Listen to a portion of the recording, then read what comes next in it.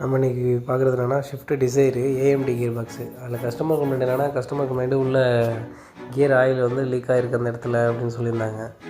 அப்புறம் கியர் அப்பப்போ எங்கேஜ் ஆக மாட்டேது அப்படின்னாங்க. அது ஆட்டோமேட்டிக் கியர் பாக்ஸு. சரின்ட்டு செக் பண்ணி பார்த்ததில் அந்த கியர் ஆக்சுவேட்டர்லேருந்து தான் ஆயில் லீக் ஆகுது அப்படின்ற மாதிரி இருந்துச்சு.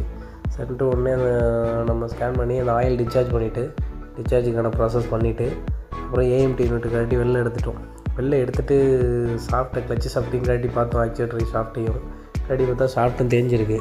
ஆயிலெலாம் அந்த சாஃப்ட் தேஞ்சதுனால அந்த அலுமினிய கோர்னால என்ன ஆகிடுச்சு, ஆயிலெலாம் ஒரு மாதிரியே க்ரே கலர் ஆகிடுச்சு.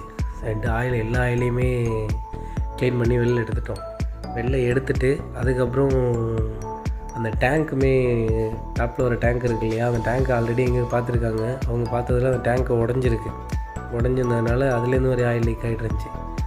அந்த டேங்க்கு ஒர்க்காக தேவை கிடையாது அப்படின்ட்டு வேறு டேங்க் ஆர்டர் பண்ணி அந்த டேங்க்கும் மாற்றிட்டு அப்புறம் கிளச்சு ஆக்சுவேட்டரும் ஓயிலே மாறுது இல்லை, அதுவும் ஆர்டர் பண்ணி அந்த ஆக்சுவேட்டரும் வந்துருந்துச்சு. ரெண்டுத்தையுமே கம்ப்ளீட்டாக மாட்டிட்டு திரும்ப நம்ம கியர் பாக்ஸில் ஆயில் லீக் ஆயிருந்துச்சு இல்லையா, அந்த இடத்த ஃபுல்லாக க்ளீன் பண்ணிவிட்டு அந்த இடத்துலையும் ஆயிலெலாம் அடுத்த லீக் ஆனால் நமக்கு தெரியணும்ல, அதனால் கம்ப்ளீட்டாக எல்லாம் க்ளீன் பண்ணிவிட்டு திரும்ப யூனிட்டு ப்ராப்பராக எல்லாமே ஃபிட் பண்ணிவிட்டு யூனிட்டை ஃபிட் பண்ணிட்டோம். வண்டியிலையும் ஃபிட் பண்ணிவிட்டு அதுக்கு ப்ரோக்ராமிங் லேர்னிங் பண்ணி அதில் எல்லா ஷிஃப்டிங் எல்லா கியரு கிளச்சு எல்லாமே லேர்னிங் பண்ணி பார்த்துட்டு லேர்ன் பண்ணோடனே அதுக்கப்புறம் கியர்லாம் நார்மல் ஆகிடுச்சு. அப்புறம் கியர்லாம் ஷிஃப்ட் பண்ணி பார்த்தோம், கியர்லாம் நல்லா தான் கரெக்டாக ஒர்க் ஆனிச்சு. அப்புறம் கஸ்டமருக்கு டெலிவரி கொடுத்தாச்சு.